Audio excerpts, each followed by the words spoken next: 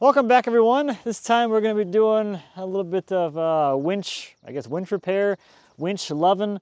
The winch here on the trailer is really sluggish and it hasn't been really pulling as well as it should. So we're going to fully rewire that winch and get this whole thing back to being able to pull literally anything I can find up onto the deck. So I started noticing this problem last fall. I picked up an ash log with my son, and that log weighed like 4,000 pounds, and the winch did it, but it was not happy about it, and it was less happy than it should have been for the size of the log that was and for how much line I had out. So I thought maybe the battery is just kind of a little bit low or something else is up. But then a few months ago I got that giant hollow maple, and it had a really hard time moving that thing. So as I was loading it, I'm like, oh, this log must weigh way more than it looks like because it's hollow. Then we got it back here, we weighed it, it was like 6,300 pounds. I had the line doubled up with a snatch block. So I'm like, there's no way that winch should have struggled that much with that log with double the pulling power with the snatch block.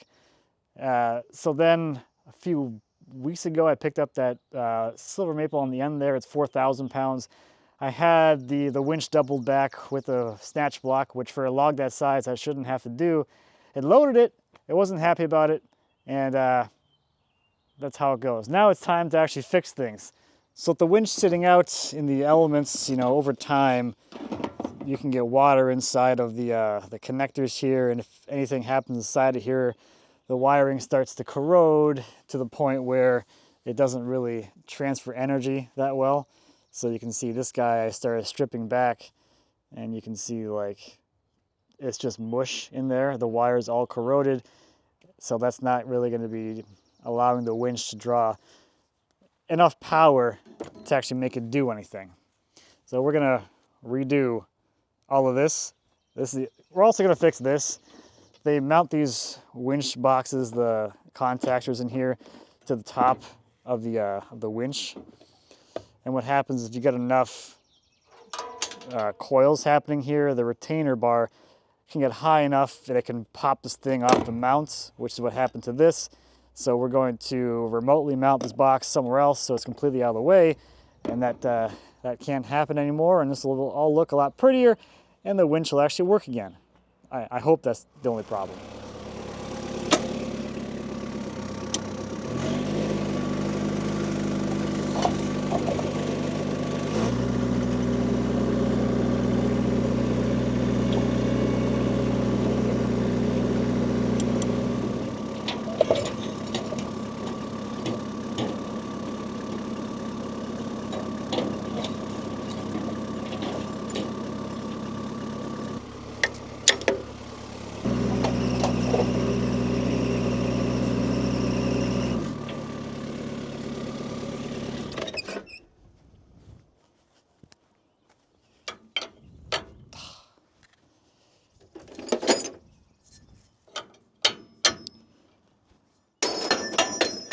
I thought for science reasons, we should get a little bit of a real world before base scenario thing going here. So this winch should have absolutely no problem dragging the skid steer to the telehandler. At least it wouldn't a few years ago. I guess, since I haven't mentioned it yet in this video, that is an 18,000 pound winch. And right now it's on the third winding, so it has about 10,000 pounds of pulling force. That's the one thing you gotta keep in mind about winches, which we talked about in the past. The more cable you have on the drum, the lower the power is. Put the clutch back in, whatever.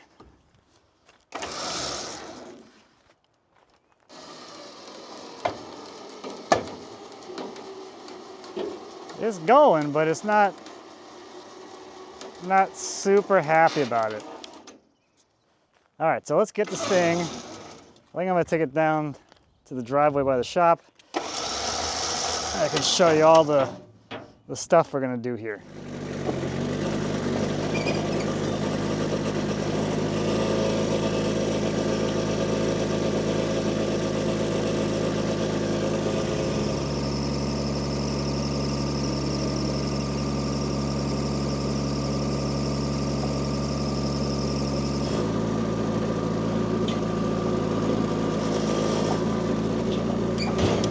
So here are the new components. I had all the battery lines, battery wires, whatever made. So you get them whatever length you need with whatever connectors you need, and they're all pre-terminated and ready to go. So I have the two long feeds, and then I have the wires that go from the contactor to the whatever, the winch. That thing.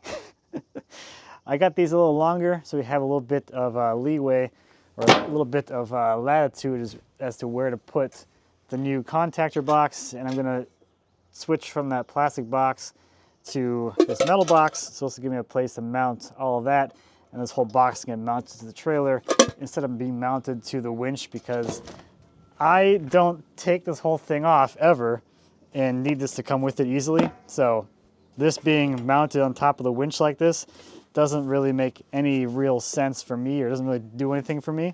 So we're gonna find somewhere else to put that box, or this new box. So I have a couple of spots that this could possibly go. One of them is right here. This is probably the most out of the way, the least likely to get struck by something.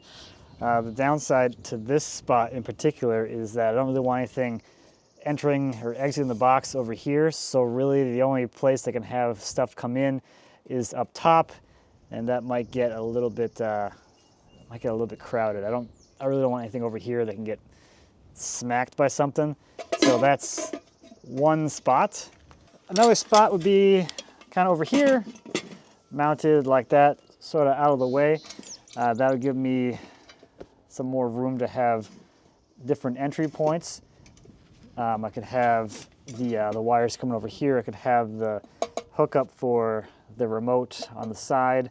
And this is a little bit more probably conveniently mounted for like coming out of the truck and not having to hop over the tongue to get the remote hooked up. I think it would probably give me a better way to get wiring in here. I don't really like the box itself being off the side like this, but that's another option. I could also look at putting the box down here in the chain tray, but I'm not all that gentle about throwing things into the trays, so the things coming out of this box could get pretty easily damaged. Up here would keep the box out of the way of things hitting it from the outside. Still kind of in the way of things hitting it in the box, but definitely less possible up here to get smacked by something. And this would give me some more room to have access on two sides pretty easily for entry points. So that's another option. And one of my favorite comments that I see on my videos is, "This guy's indecisive."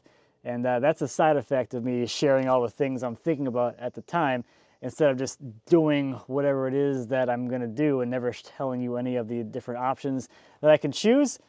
I'm gonna further perpetuate that stereotype, I guess. And I'm gonna procrastinate a little bit. I wanna take this kind of apart, make sure I can get it all apart for real, and then I can do a little better job of mocking things up to make sure things are gonna work out with the wire lengths and the placements and all of that. I think these boots are so old and crusty, the only way I'm gonna get them off is by cutting them off.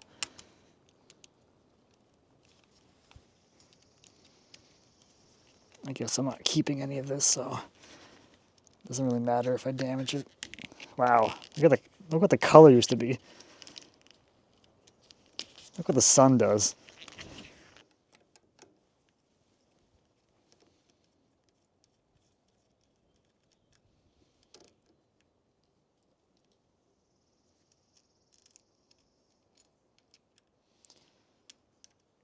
Okay, that's one. Oh, this has got a bunch of water in it. So this one's all wet.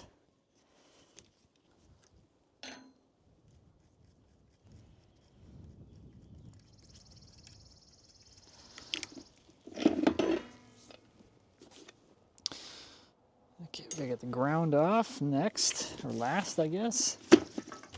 I think this is in like the worst shape possible. Oh, great. And the stud's just like free turning now. Like, oh. My wrench is too thick to grab the other side of the stud to hold it.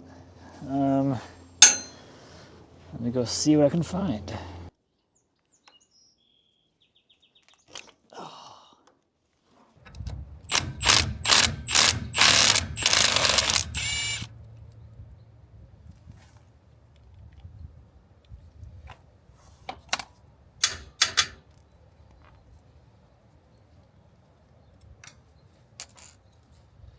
Oh gosh.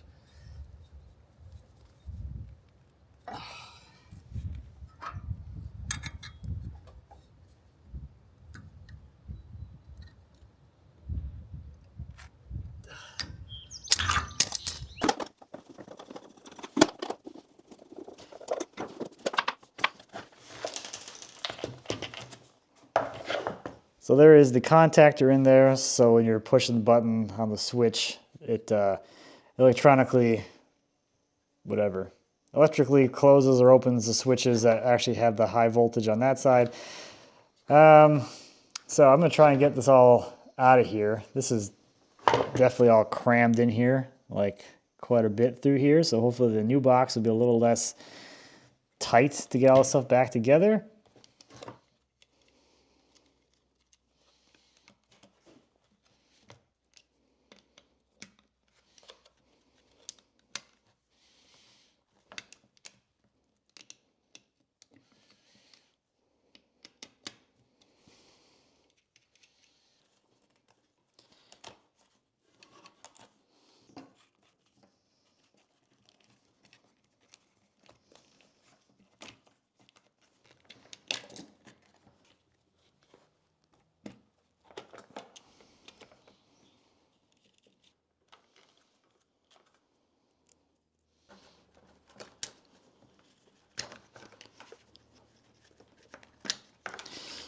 Okay, there's the contactor. Now I get the rest of this switch assembly out of here.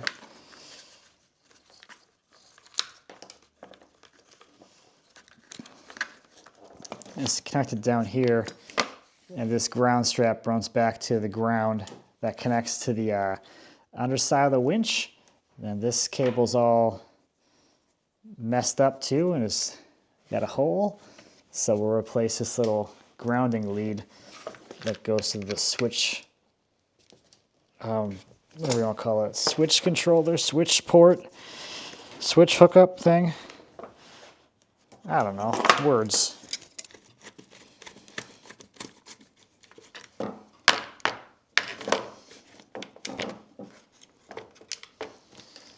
Okay, we got our switch port and our contactor. Let's see how this is going to lay out. Okay, I have made a decision of what we're going to do. So I just had one just sitting on here so I can see where things are going to line up. And I really like these things to come into the box on the bottom, and I'm thinking the best spot for this box is going to be right here on the side, so I can run all of my 3 short leads here and just have them hook up into the box.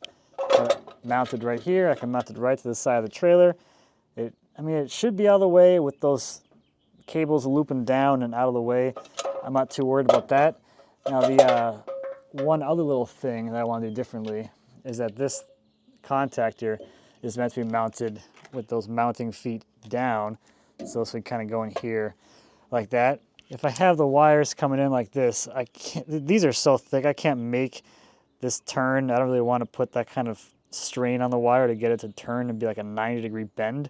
So to make it easier to mount, I'm going to see if I come up with a way to mount it in here more like that, so that when the wires enter the bottom of the box, they can go straight on the terminals, and there's no trying to like bend them to a 90 or anything. They just pop right on.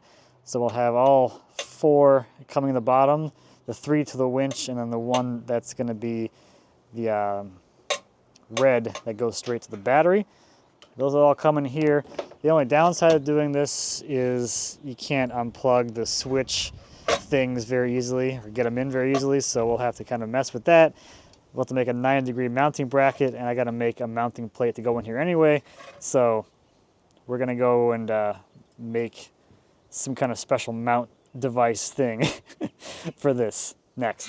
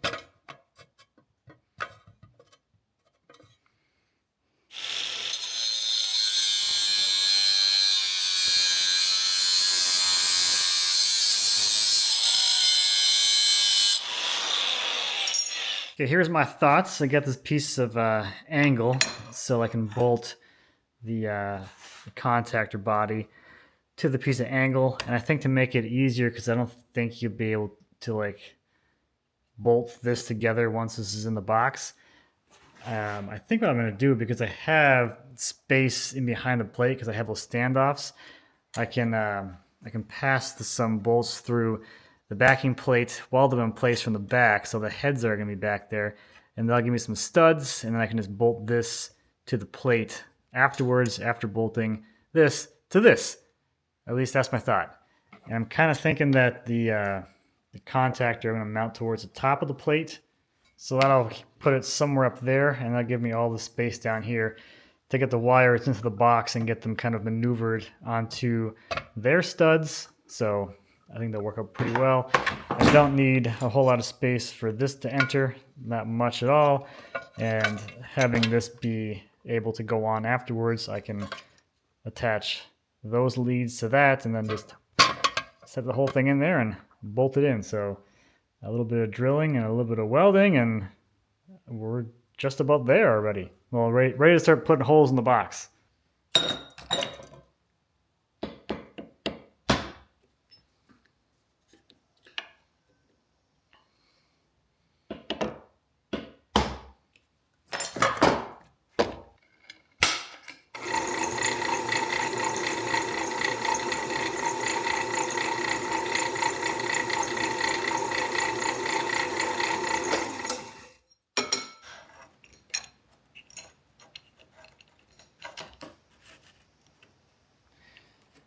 Okay. To make this next thing easier, I think I'm just going to tack this in place. Then I can drill through both of these before welding my studs on, and everything will just line up nicely.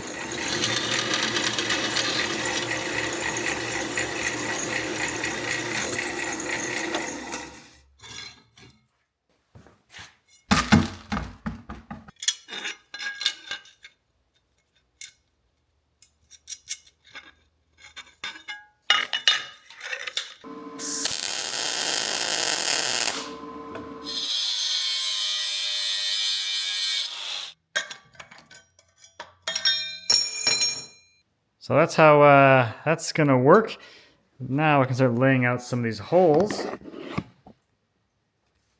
and deciding how this is all going to go.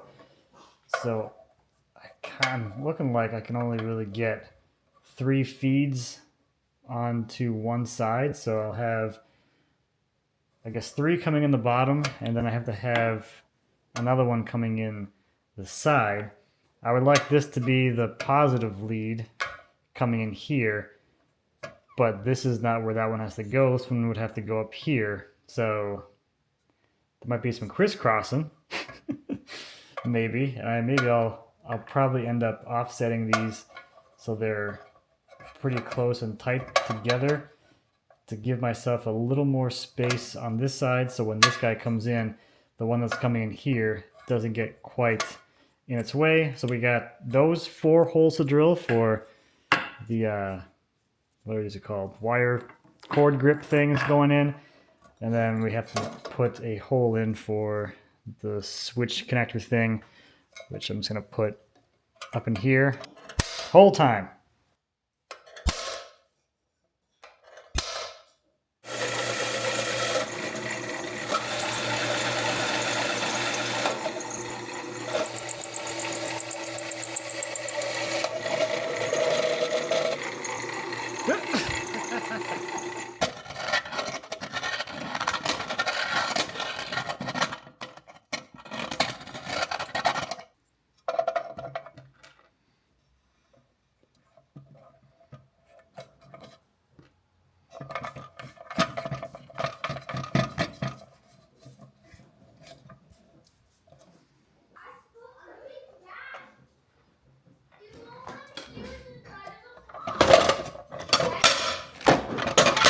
Yeah. Huge box. What is it? So we find it on the side of the road. The side of the road? And there's nice 5 trees. Oh my goodness. What is it? I don't know. Bucket. It's a bucket. Bucket? Yeah. Oh my goodness. Daddy. What could it be? What do we think it is? I don't know. What is that, like a roller? 2 rollers? Oh, paint roller for paint. Think it's for paint? It's for painting. Yeah. See? Is it? Or you think it is for Painting. assembly? Painting. Is it for grouting? Painting. For cleaning all your grout? I don't know. You don't know? Well, we'll find out, I guess. Painting.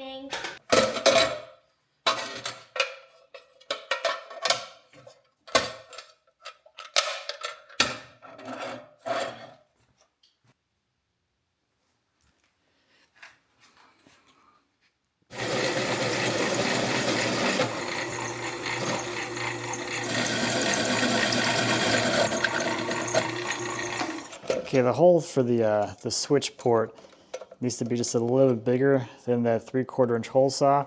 So I'm going to grind that out a little bit to make this fit in there. We got the mounting bolts to drill in here, and then we need to put the pass-through ground somewhere, probably down there too. And once those are done, I think all of the hole drilling is finally done. And the box is ready to be wired.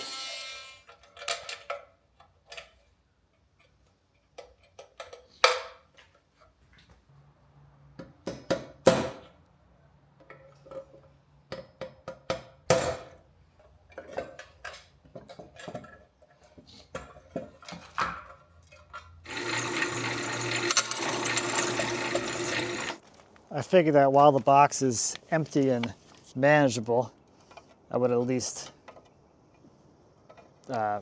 transfer punch the mounting hole locations to the trailer.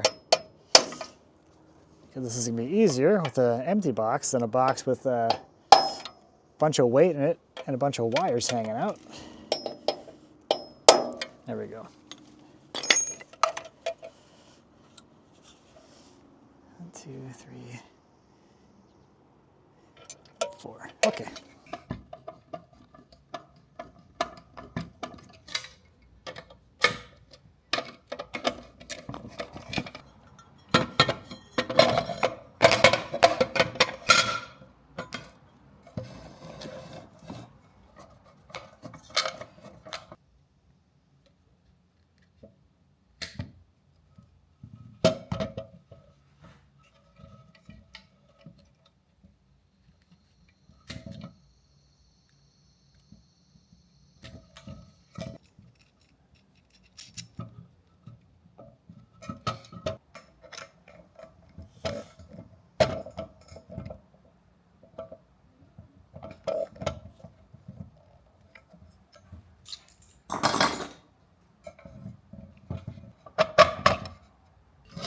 First little problem here is that my ground lead is a little too short to get to where I wanted it to go, to join with the external ground that goes back to the winch and then to the ground to the battery. So I think instead of putting it back to here, I'm just going to put it underneath one of these mounting screws here. That'll ground it to the box, and then the box, basically the box will continue to ground out the bottom.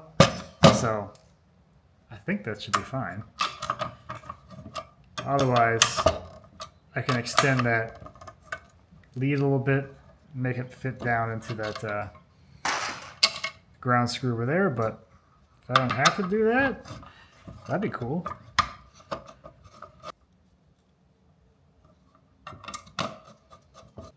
This goes under here.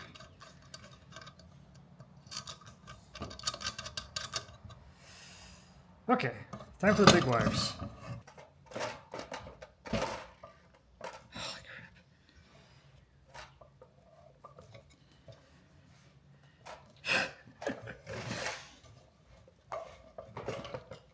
Maybe we can put these on the wires first and then put on the box. Holy crap. Oh. Okay.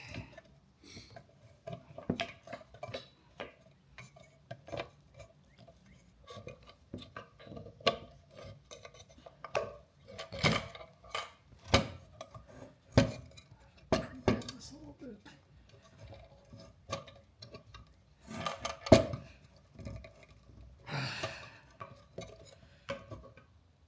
Holy crap.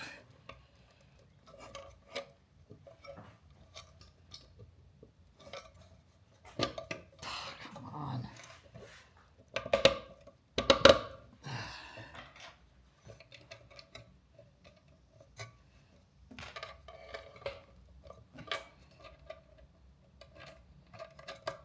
Okay.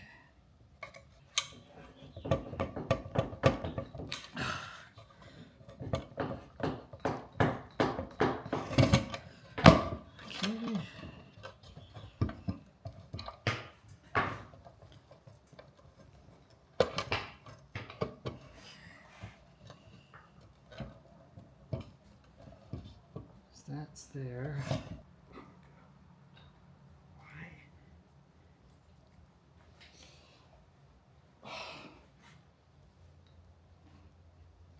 Okay. Whew.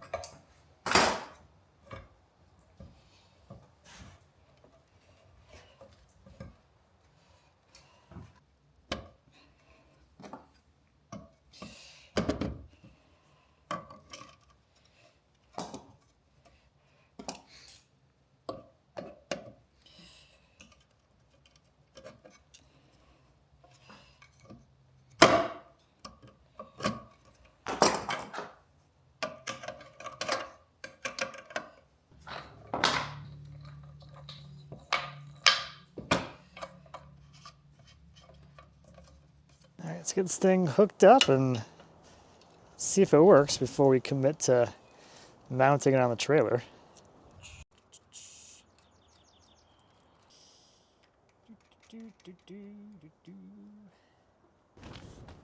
See if I screwed this up or not. Ugh. I think I did it right. I don't have any terminals for this ground, this thing, the little jumper that goes from the box to the ground on the battery, so I gotta get terminal connectors for that, but that was my ratchet. All right, well that seems successful, so I can start finalizing this and getting it installed for real. This is exciting. What are you doing, Pancake? I can't let you out this door. Nope, this door does not work. This door does not work. Let's go this way, please. This way, please. Let's go. Here's a door. Here's a different door. There you go. Okay. So, a little bit of a tangent here because something's always broken. The garage door spring decided to break as I was coming in and out with this thing, so that's super annoying. Something is literally always broken. And in this case, it's kind of preventing me from finishing this project. So, hooray. Hopefully this is going to be nice and quick and easy and whatever. So, I already pulled the whole assembly down. Hopefully I can thread this thing on here and just get this all back together and usable as a door again.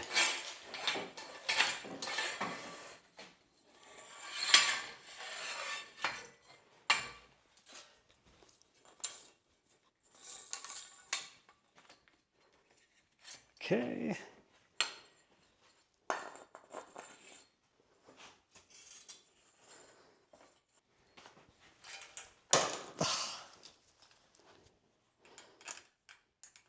Isn't it fun to be doing things you didn't think you'd be doing today? Oh, so cool. I really wanted to do a garage door spring today. I woke up this morning and I was like, you know, it'd be great replacing a garage door spring. That sounds like an absolute blast.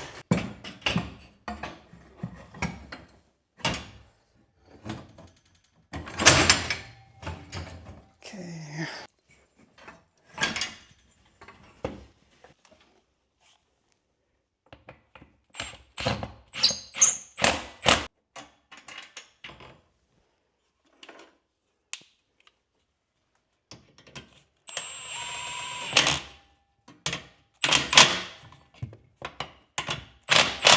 Okay.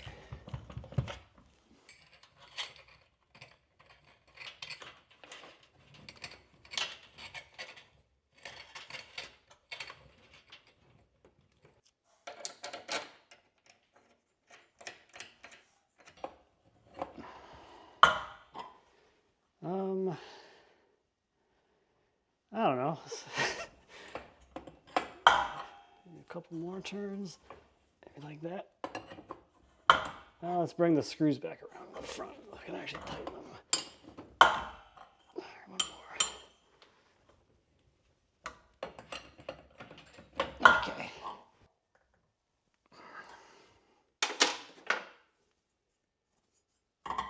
Now pull these out here.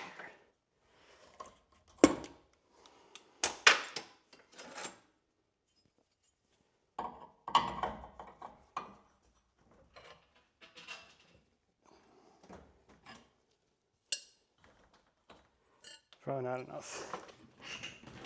Oh, yeah. Well, we're going the right direction.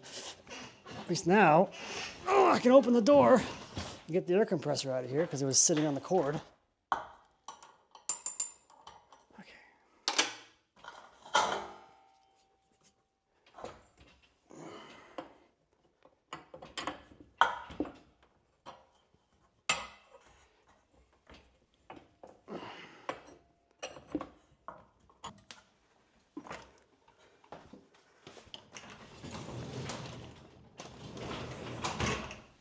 Still heavy.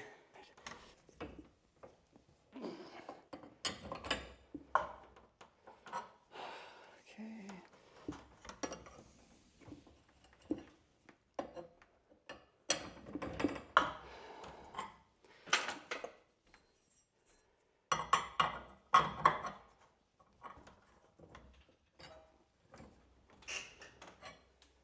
Okay.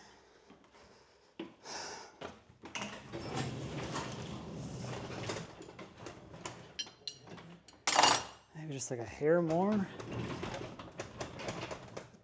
Okay, I did a half turn.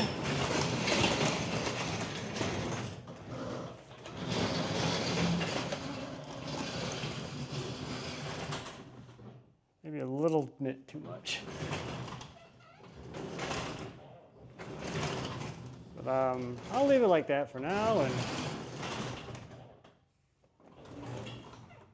we'll see. Back to what I was doing.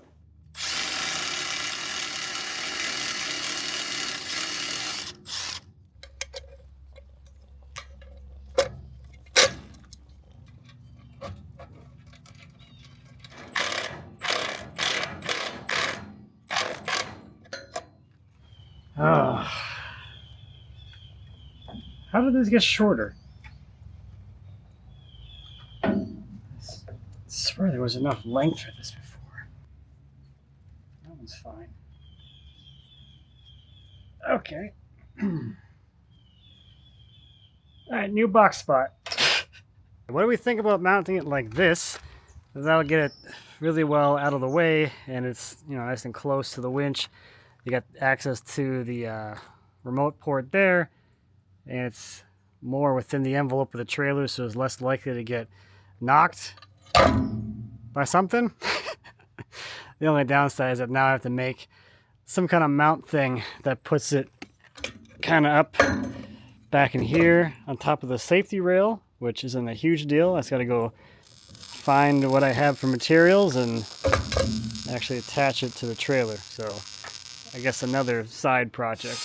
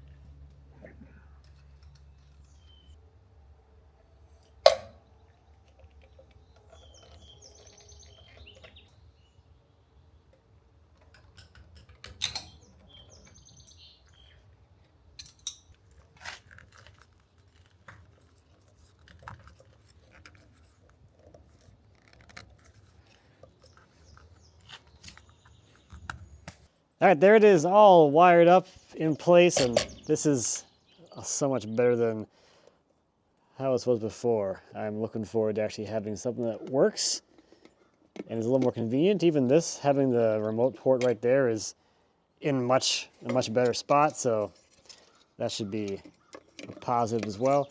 I got a little rubber that I'm going to stick in there just to further insulate the contactor connections to the box, just in case, because they are a little close. But once I get this on here, we can probably just take this thing out and try our test again and see if it's got more power than before.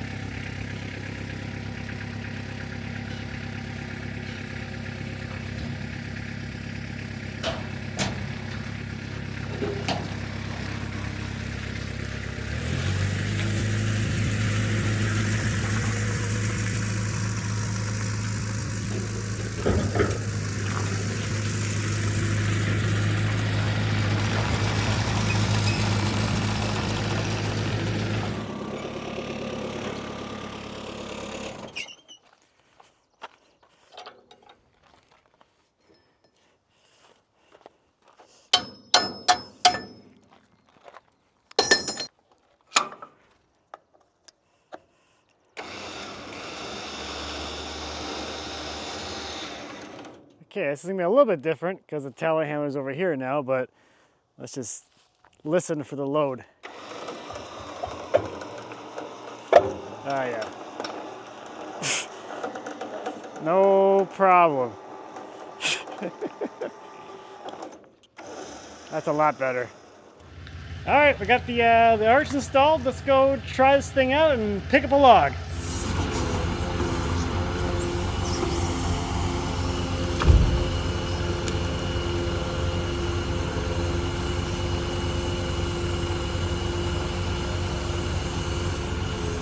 Well, the timing worked out on that one pretty well. I rolled in just as they were getting everything cleaned up and getting ready to go.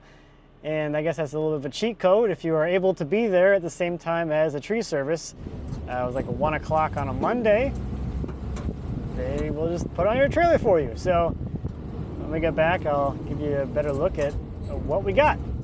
End grain on this looks really cool. Anyway, here's what we got. We got this section here, which has a little bit of crotch here, and then there's this.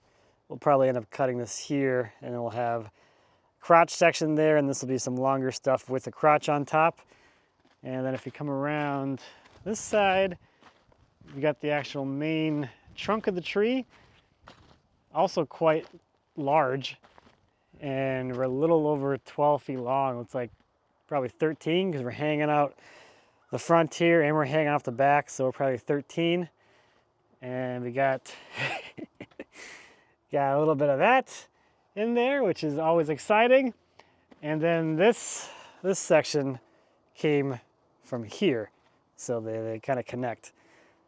So this is, we'll see what we do with this, because this could be, we could cut this here too. We could have like a 10-footer with some crotchet, and then we could have some separate crotch figure slab things there with metal inclusion. There is a tag on it. So this was treated for EAB, but unfortunately it did succumb to the borer, unfortunately. I guess I didn't say that yet. This is ash. This is another killed by the ash borer tree. There's not going to be many ash trees left around here, unfortunately, pretty soon. We're at 40 inches down here. And this one here, just for funsies, between the bark is at 23. So that's a pretty good sized log in itself. And then this guy here is also pretty darn good size too. Kind of through here at the crotch. We're about 52-ish or so. It's a big tree. It's a big hunk of wood, that's for sure. Just one more look at it up top here. It's always weird walking on logs like this, like you're like walking up a tree. So that's a good amount of wood, that's for sure. All right, so I'm gonna get all this stuff end sealed, so it's at least ready to go, and then we can get this thing unloaded, and I will weigh it for you, because if I don't, someone's gonna be upset that I didn't give them any data on the weight of this thing. So feel free to put your guesses in now, for at least for this, the main section here weighs. I'm gonna say 5,000-ish.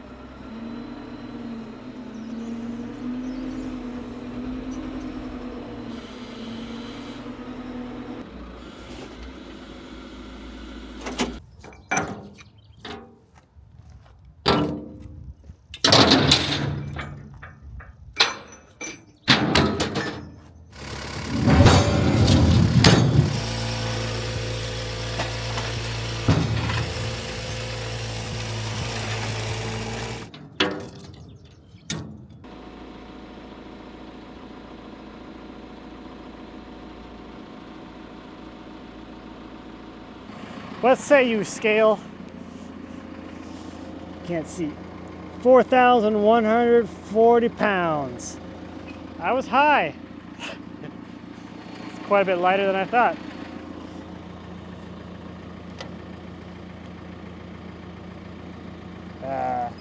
Here's your kilograms.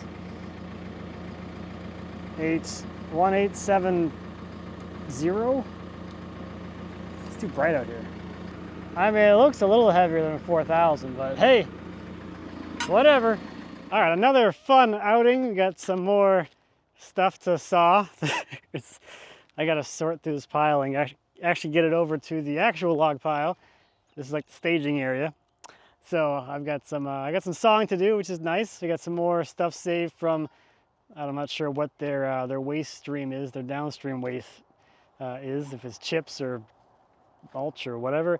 But hey, we saved a few thousand pounds of wood to have something else happen to it. And I finally got this kind of taken care of. There's a lot of things on my to-do list of things to fix. That's been on it for a while. The next thing we're gonna be fixing is this. Well, it works, but we're gonna make it, it's maintenance time for this guy. It needs a lot of things. So that's gonna be my next larger fixing project. Spending some time with the skid steer, getting that all ready to go and not have any more problems anymore. And yeah, that's gonna do it for this one. Thank you as always for watching. I greatly appreciate. If you have any questions or comments on urban logging or the sawmill or anything back in the shop, please feel free to leave me a comment. As always, I'd be happy to answer any questions you might have. And until next time, happy woodworking. Go make something out of wood or whatever. Make whatever you want. It's fine.